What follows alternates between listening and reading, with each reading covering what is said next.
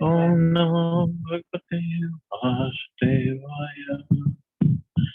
Narayanam Namaskritya Naram Narottamam Devim Saraswatim Vyasam Tato Jayamudire Nashtaprayeshu Bhadreshu Nityam Bhagavata Sevaya Bhagavati Uttam Shloke Bhaktir Bhavati Nashtiki. So continuing with the discussion on Srimad Bhagavatam, Canto 7, Chapter 7, what Prahlad learned in the womb. Text number 23 onwards. So Prahlad Maharaj is speaking to his friends in the school. But he is giving plenty of technical instructions. Dehastu sarva sanghatu jagat tasthur iti dvita atra mrigyah purusho neti neti iti etat tyajan. There are two kinds of bodies for every individual soul. A gross body made of 5 gross elements and a subtle body made of 3 subtle elements. Within these bodies, however, is the spirit. One must find the soul by analysis, saying, this is not it, this is not it. Thus, one must separate spirit from matter. As previously stated, an expert in the study of soil can find out where gold is and then dig there. He can then analyze a stone and test the gold with nitric acid. Similarly, one must analyze the whole body to find within the body the spirit soul. In studying one's own body, one must ask himself whether his head is his soul, his fingers are his soul, his hand is his soul, and so on. In this way, one must gradually reject all the material elements and the combinations of material elements in the body. Then, if one is expert and follows the acharyas, he can understand that he is a spirit soul living within the body. And actually, Prabhupada had given a nice illustration on this. So he has somebody, okay, you look at your body, where's your head? And either it was a boy or a girl, I don't remember. And he said, okay, head is this. Where are your eyes? Eyes are here. Where's your chin? Where's my hand? Your hand is here. Where are my shoulders? Shoulders are here. Where are your legs? Legs are there. Where's your stomach? The stomach is there. Where's the body? The body is. Where is your body? The body is here. Then where's the soul? Who are you? So he said, I'm the body. He said, Prabhupada said, no. You're saying this is my body. Means I am separate from the body. When we say my hand, means I'm not the hand. My dress, I'm not the dress. My car means I'm not the car. Car belongs to me. The dress belongs to me. The body belongs to me. So who is that me? Prabhupada, it's very simple, easy to understand.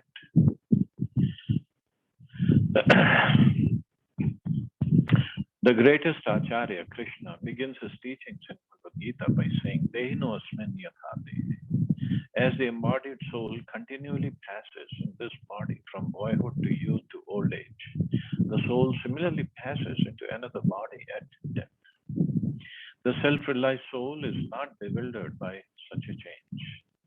The spirit soul possesses the body and is within the body. This is a real analysis.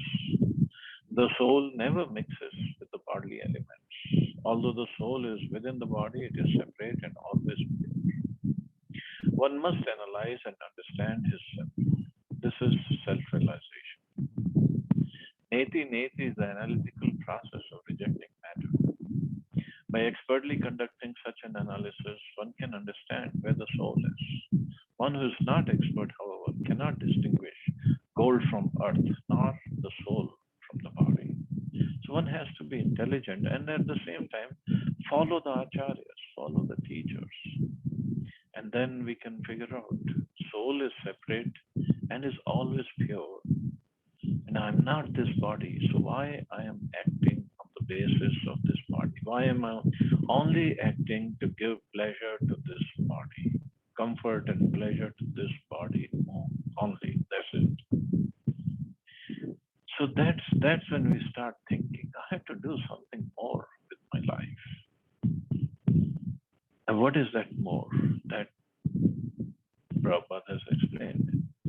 Bhagavatam and Bhagavad Gita and other scriptures that we have to engage ourselves in the devotional service.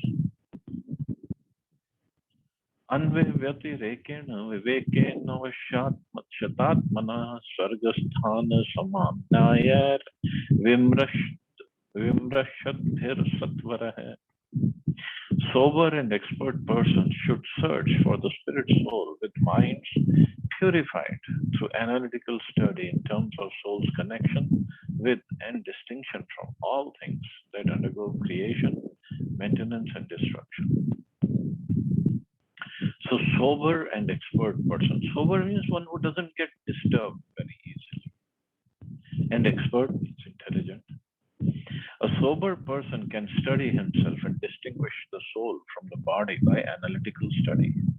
For example, when one considers his body, his head, his hand, and so on, one can certainly understand the difference between the spirit soul and the body. No one says, I, the head. Everyone says, my head. Thus, there are two entities, the head and I.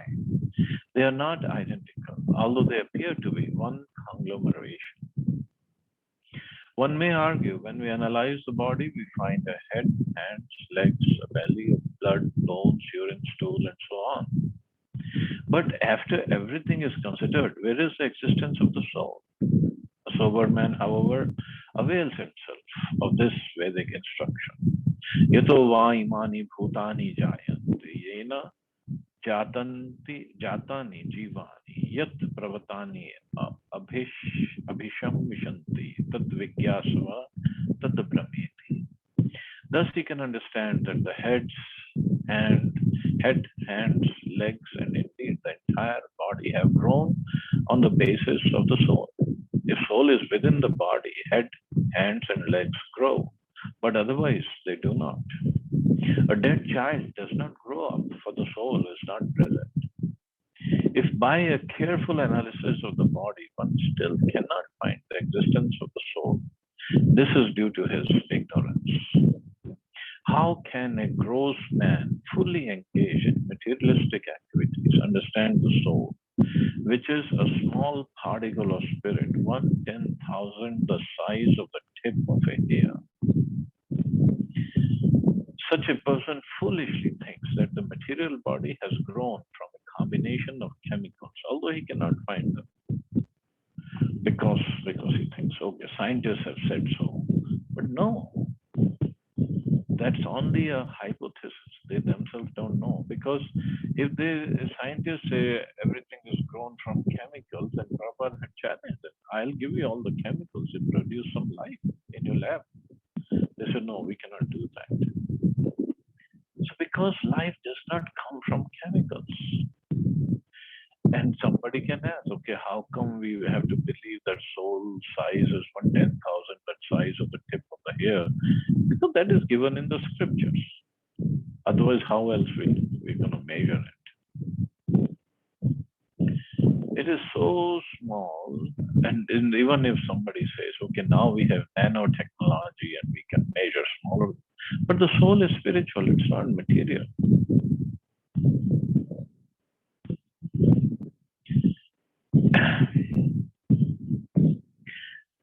And also, I mean, we have studied all this physics and chemistry,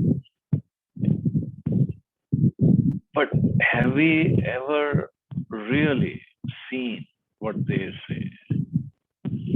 Like in chemistry, these chemicals are there. Chemicals are made up of molecules. Molecules are made up of atoms with certain energy bonds. Have you seen those? No. It's just given in the books, textbooks, and we think this is the absolute truth. And we study and we cram it up. Some people like chemistry, they study more and more of chemistry. Some people don't. They get into math and physics and other subject matters, and that's it. Somehow we make a living. We never thought of. We never seen those molecules and atoms. And the whole IT industry is based on the movement of electrons. So it's called electronics. Have you ever seen electrons? But we all believe the electrons are there, protons, neutrons, and so on and so forth. But because those scientists never told us about soul, we don't believe in the soul. Only Bhagavad Gita, Bhagavatam talks about the soul. No other religious scripture talks about soul, the size of the soul, as in so much of detail as it is given here.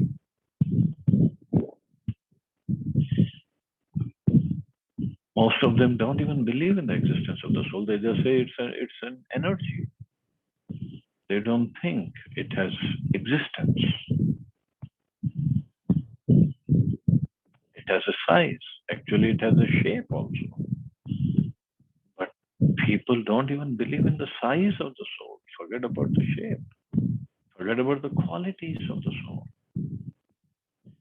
This is only in Vedic scriptures it is explained. Only in Vedic scriptures, nowhere else.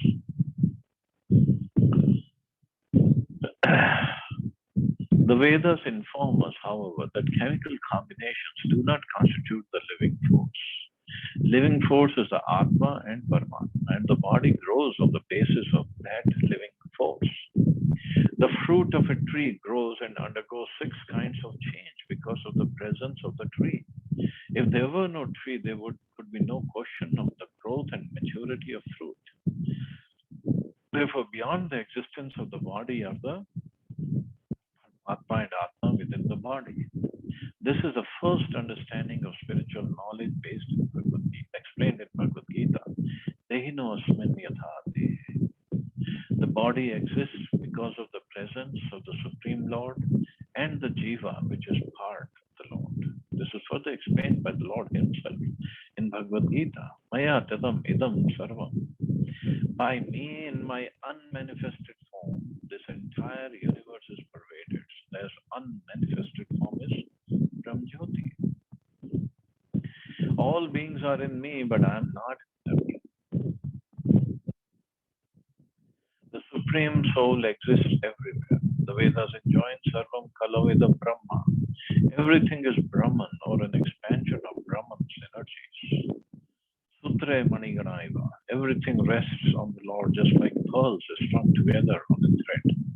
The thread is the principal Brahman. He is a supreme cause, a supreme Lord upon whom everything rests. Thus, we must study the Atma and Paramatma, the individual soul and the super soul, upon whom the entire material cosmic manifestation rests. This is explained by the Vedic statement, Yato va imani bhutani jayante yena jatani jivanti. So, very, very technical. So, Krishna, he says, all beings are in me, in my energy, but I'm not in them.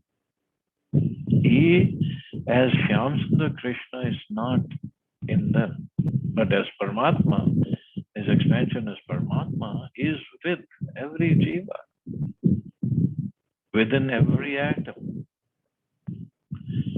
It's just mind-boggling. How is it possible?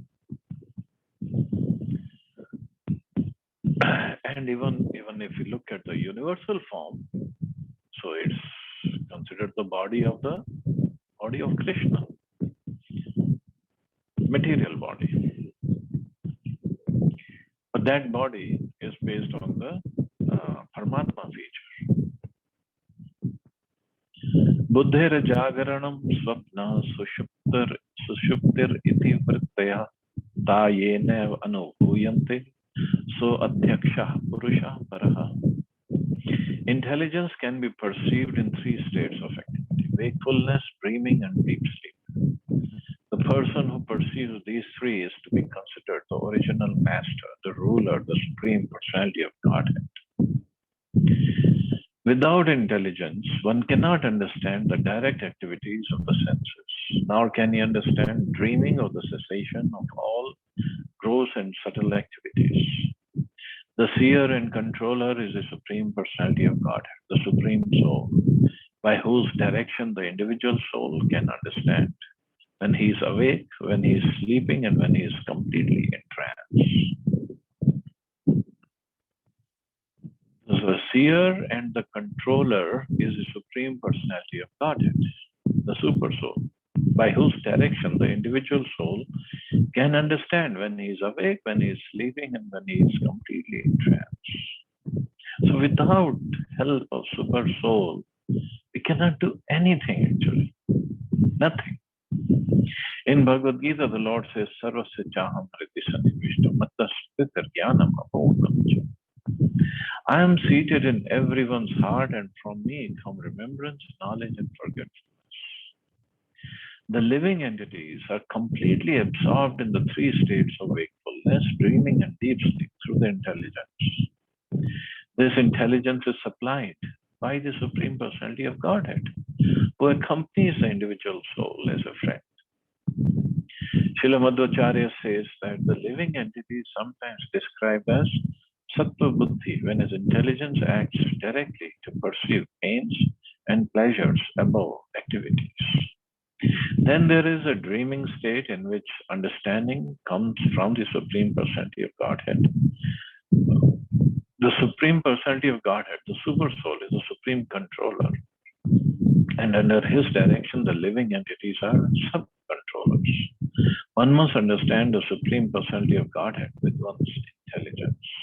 It's very, very technical. But just to give some understanding, when Krishna says in Bhagavad Gita that from me comes remembrance, knowledge, and forgetfulness. But why would he let some jiva remember him and some living entities forget him? And not just him, it's just for any kind of remembrance, knowledge, and forgetfulness. All comes from Super Soul or Krishna. Super Soul is expansion of Krishna. Why does he do that? Well, it depends upon the jiva's desire. And forgetfulness, it's his mercy actually. In the material world, when we forget things, just imagine, if we just imagine, when we change body, means when we die and take up new body. Although the subtle body remains the same, mind, intelligence, or also ego, they remain the same with the soul. They just change shape and other properties change. But the subtle body remains the same. So if I start remembering what I was 15 lifetimes ago or 100 lifetimes ago, and what did I do in those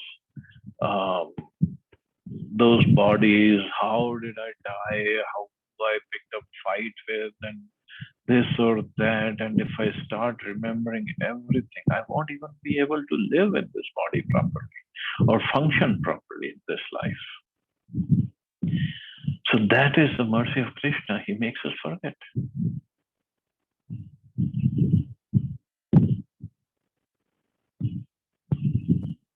Although one place Prabhupada did say that when we go back to the spiritual world, that means we are so pure, we can remember all our lifetimes, but still we don't want to remember because it will be like a nightmare in the material world. So why do we want to remember that? So here, that is Krishna's mercy. He makes us forget that. But it's up to the desire of the jiva when he wants to forget Krishna and want to enjoy so-called enjoyment in the material world. Krishna says, so be it. Try it. It's not that Krishna wants us to forget. Krishna is given in Bhagavad Gita. Manvanava Madhva. Just do these things. Even if you have forgotten me, I have never forgotten you.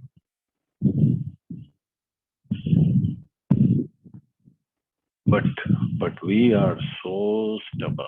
We still don't want to remember. We don't want to go back to God. And here, he makes us remember, gives us the knowledge and forget. And we think we are the controllers. We are completely controlled by his energies. We are not at all controllers.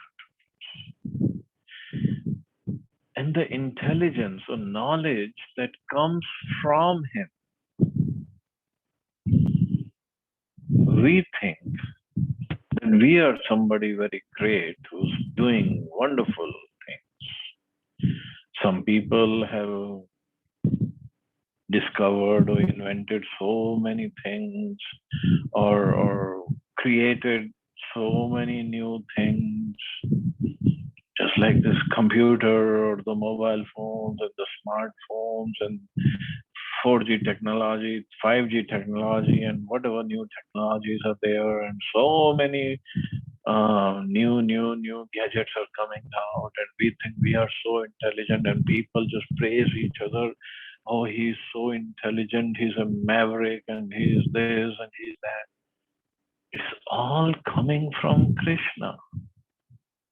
Nobody else can give this knowledge or intelligence. Of course, it depends upon, it's based on our karma and the desires. But still, Krishna is not bound to give us the results of our karmas. It's only His mercy. He's giving those.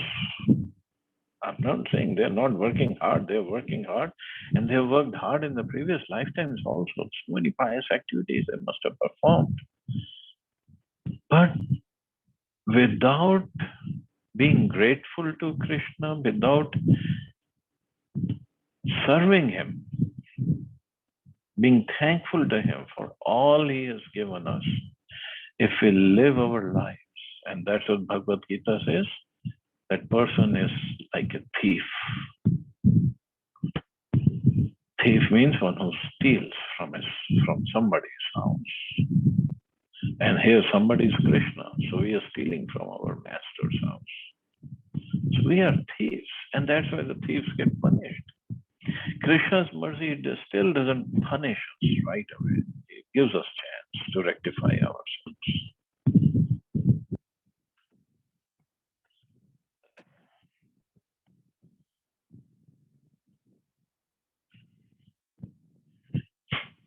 एभिस्त्रिवर्णः पर्यस्तैः बुद्धिभेदः क्रियोद्भवः स्वरूपमात्मनो बुद्धेत् गन्धर्वायम् इवान्वयात्. As one can understand the presence of the air by the aroma it carries, so under the guidance of the Supreme Personality of Godhead, one can understand the living soul by these three divisions of intelligence. These three divisions, however, are not the soul. They're constituted of three modes and are born of activities. Though these three divisions means the wakefulness and dreaming and deep sleep. So wakefulness can be considered mode of goodness, dreaming, mode of passion, and deep sleep. Deep sleep means sleeping to a real constitutional position, that is ignorance. As explained, there are three states to our existence, namely wakefulness, dreaming, and deep sleep. In all three states, we have different experiences. Thus, the soul is the observer of these three states. Actually, the activities of the body are not the activities of the soul. The soul is different from the body. Just as aromas are distinct from the material vehicle in which they are carried, the soul is unattached to material activities. This analysis can be considered by a person who is fully under the shelter of the lotus feet of the Supreme Lord. This is confirmed by the Vedic injunctions. Yasmin vigyate sarvam evam vigyatam bhavati. If one can understand the Supreme Personality of Godhead, one can automatically understand everything else. Because of not taking shelter of the Lord's lotus feet, even great scholars, scientists, philosophers, and religionists are always bewildered. So bewilderment will be there until we connect everything with the Supreme Lord. We might not understand how He does everything, how He creates everything, how He controls everything, how He maintains everything. We might not understand this, but we have to understand Without his presence and without his energies, nothing will work. We just take it for granted, everything.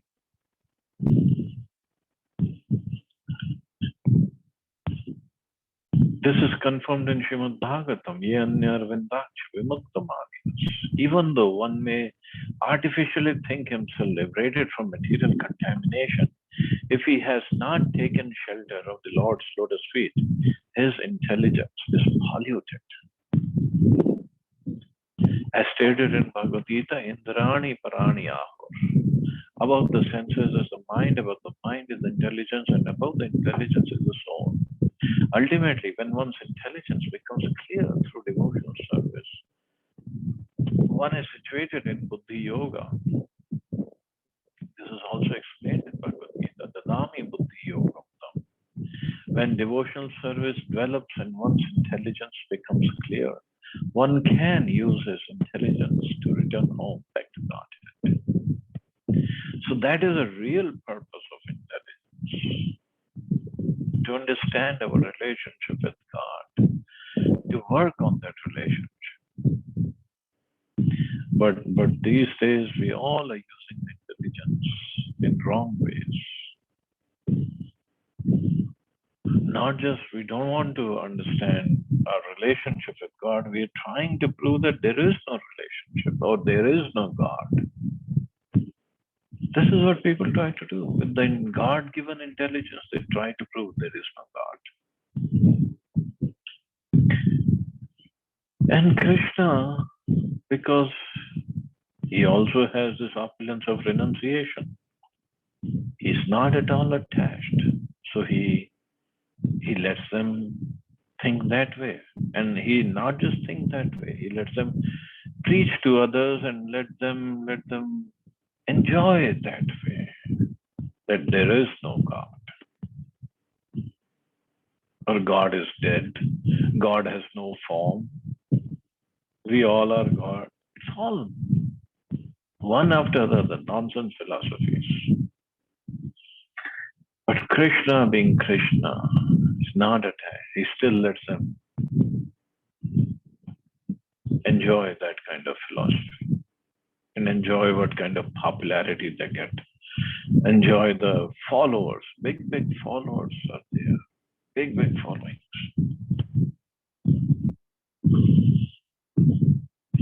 But again, at the time of death, everything will be judged.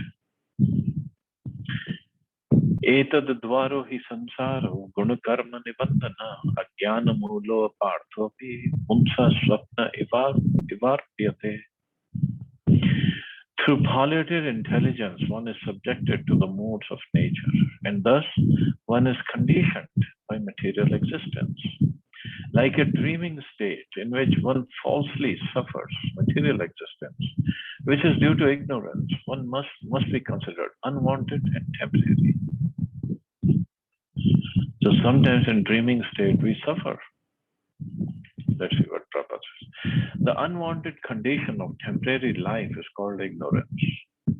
One can very easily understand that the material body is temporary, for it is generated at a certain date and ends at a certain date. After undergoing the 6 kinds of changes, namely birth, death, growth, maintenance, transformation, and dwindling, this condition of the eternal soul is due to his ignorance. And although it is temporary, it is unwanted. So this is temporary, means the material body is temporary, and any changes it undergoes, they are also temporary. But then we don't want it. But as long as we identify ourselves with the body, we think we are getting old. I am old. I am young. I am old. It's just the body. Because of ignorance, one is put into temporary bodies one after another. The spirit soul, however, does not need to enter such temporary bodies. It does so only due to his ignorance or his forgetfulness of Krishna. Therefore, in the human form of life, when one's intelligence is developed, one should change his consciousness by trying to understand Krishna. then one can be liberated. But in the human form of life, when one's intelligence is developed, we do so many things except becoming Krishna conscious. And then one can be liberated if he tries to understand Krishna. This is confirmed in Bhagavad Gita, where Lord says, Janma karma cha mithya.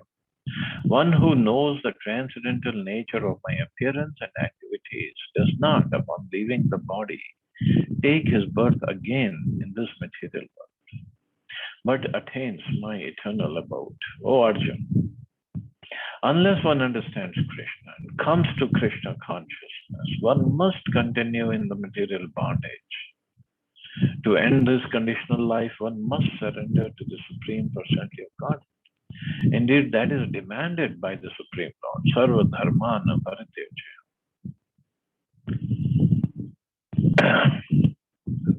Otherwise, we all are sleeping in the dreaming stage anyway.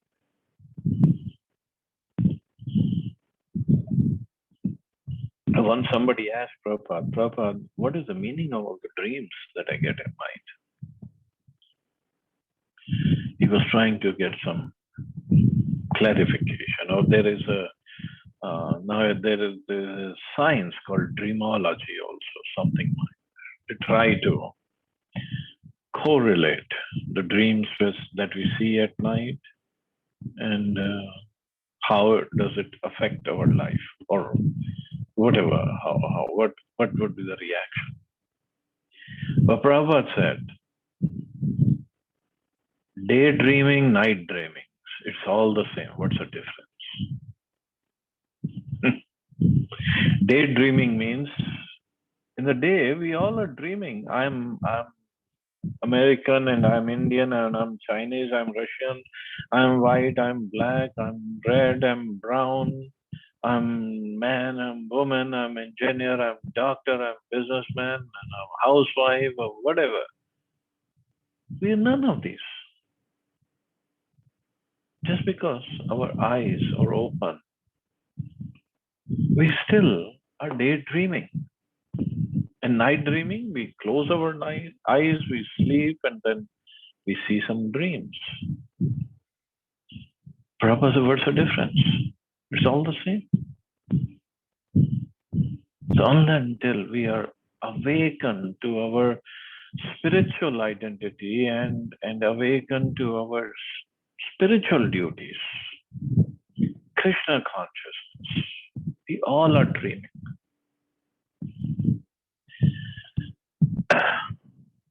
Only difference I can see is in this daydreaming, whatever activities we do, we get reactions from this. At least for night dreaming, we don't get the reactions. As advised by Maharaj Rishabdev, na sadhu manne yat atmanumaya. One must be intelligent enough to understand that although one's body is temporary and will not endure for as long as he has a body, he must undergo the pangs of material existence. Therefore, if by good association, by the instructions of a bona fide spiritual master, one takes to Krishna consciousness, his conditional life of material existence is vanquished, and his original consciousness, known as Krishna consciousness, is revived. When one is Krishna conscious, he can realize that material existence, whether one is awake or dreaming, is nothing but a dream and has no factual value. No factual value. Even when in the daytime we are walking around and working so hard and doing so many activities, it factually has no value. Even if we make millions and millions of dollars and have a huge mansion to live in and tons of cars and the servants to look after us, when we die, it's all go away. It's all will be taken away. It's just like waking up from a dream. At night in a dream, sometimes we see some big palace and beautiful girls or for Mataji's charming boys or whatever, we are eating this or we are wearing this nice clothes and jewels, as soon as the eyes are open, it's all gone. So similarly, this dream will be over also. This realization is possible by the grace of the Supreme Lord. This grace is also present in the form of the instructions of Bhagavad Gita. Therefore, Sri Chaitanya Mahaprabhu's mission is for everyone to engage in welfare activities, to awaken the foolish living entity, especially in human society, so that he may come to the platform of Krishna consciousness and benefit by liberation from conditional life. So this is what Mahaprabhu wanted us to do. Somebody has woken us up, Srila Prabhupada or his followers, through his books, through his instructions. Somebody has woken us up. We might still be in the early stages of getting up, but at least we're getting up. And this is what Mahaprabhu said, go wake up others also. Jiva jago, Gora Chanda bole. Kat nidra jao maya pishachi rakole. Jiva jago, living entity, you're sleeping. Get up, wake up, wake up. Gora Chanda bole. Chaitanya Mahaprabhu is calling us. Wake up, calling you. Kata nidra jao maya pishachi rakole. Means give up this sleep. You're sleeping in the lap of Maya, which is like a pishachi, blood-sucking witch. And what is the blood she's sucking? She's sucking all the necessary strength or energy out of her body that we need to utilize in Krishna's service.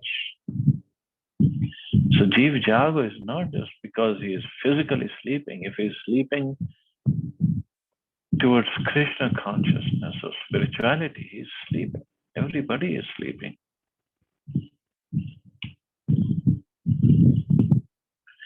In this connection, Srila Madhvacharya cites the following verses. One must realize that the material condition of life is full of distresses. One must realize this with purified intelligence.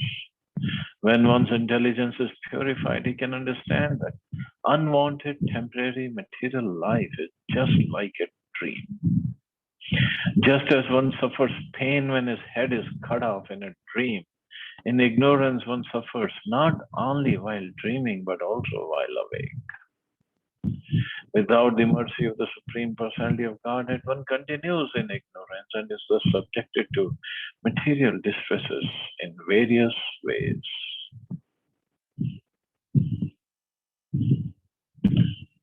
So our distresses or the problems that we all have is basically because of our ignorance, our sleepfulness towards the real Krishna consciousness. Everything else is a dream. And it's just Krishna's arrangement is like that. Maya is so strong, even though we know it is temporary, we know it is it's not worth it. But still, when we are in the situation, we feel, it's so, I'm suffering, and this so terrible situation it is. What will happen, and this and that. That is Krishna's Maya. Tasmad bhavadbhi kartavyam karmanam trigunatmanam bija nirharanam yoga pravahu paramodhya. Therefore, my dear friends or sons of the demons, your duty is to take to Krishna consciousness, which can burn the seed of fruitive activities artificially created by the modes of material nature and stop the flow of the intelligence in wakefulness, dreaming, and deep sleep. In other words, when one takes to Krishna consciousness, his ignorance is immediately dissipated. This is confirmed in Bhagavad Gita. Mam chayo avyabhichare. One who engages in full devotional service, who does not fall down in any circumstance, at once transcends the modes of material nature and thus comes to the level of Brahman. By the practice of Bhakti Yoga, one immediately comes to the spiritual platform, transcendental to the actions and reactions of three modes of material nature. The root of ignorance is material consciousness, which must be killed by spiritual consciousness or Krishna consciousness. The words Bija Nirharanam refers to burning the root cause of material life to ashes. In the Medini dictionary, yoga is explained by its result. When one is put into an awkward position because of ignorance, the process by which one can be freed from this entanglement is called yoga. This is also called liberation. Muktir hitva nitharupam. Mukti means giving up one's position in ignorance or illusion, by which one thinks in a way contrary to his constitutional position. Returning to one's constitutional position is called mukti. And the process by which one does this is called yoga. Thus, yoga is above karma, jnana, and sankhya. Indeed, yoga is the ultimate goal of life. Krishna therefore advised Arjuna to become a yogi. But what kind of yogi? A bhakti yogi. Lord Krishna further advised in Bhagavad Gita that the first class yogi is he who has come to the platform of devotional service. Of all yogis, he who always abides in me with great faith, worshipping me in transcendental loving service, is most intimately united with me in yoga and is the highest of all. Thus, one who always thinks of Krishna within the core of his heart is the best yogi. By practicing this best of all yoga systems, one is liberated from the material conditions. So to get out of the ignorance and get out, waking up to the real position is done by yoga. Yoga is not just the yoga asanas. So what Ramdev Baba teaches is yoga asanas, which are good because that's how one keeps the body in the proper shape, mind controlled, because by all the breathing techniques, mind comes under control to a certain extent. So then idea is one can concentrate on the Lord.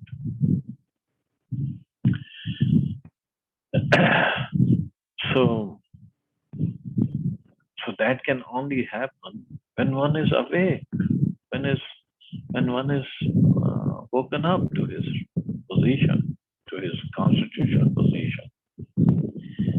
So that's the purpose of yoga, and so that's the purpose. Mukti means giving up one's position in ignorance or illusion, by which one thinks in a way contrary to his constitutional position. But everybody is working so hard in making the material life comfortable. Means everybody is sleeping, ignorant. And they are not just making their life comfortable, they are getting more and more entangled because of the desires, material desires. More we work in it on this path to satisfy the desires, more desires will be created. And then it's a non-ending process. It's a loop. We just go in a loop and keep going. But one who understands his position, he wants to get out of this cycle, get out of this loop of birth, death, old age, disease. And again, next birth, old age, disease, death. And again, next birth, old age, disease, death. We want to get out. And on one's own, one cannot get out. It's only by the mercy of Guru, mercy of a self-realized soul who can take us out. And that's what Prahlad Maharaj is saying. Become a yogi. has to take to Krishna consciousness.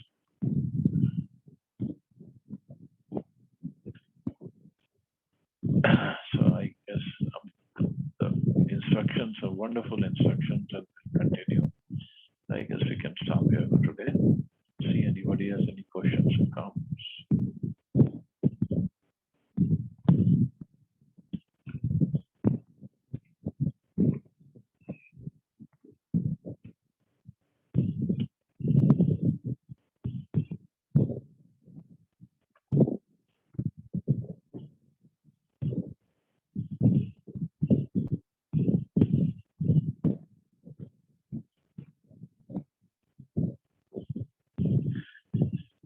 Okay, so you all have a safe and wonderful day. Hare Krishna. Jai Shri Prabhupada.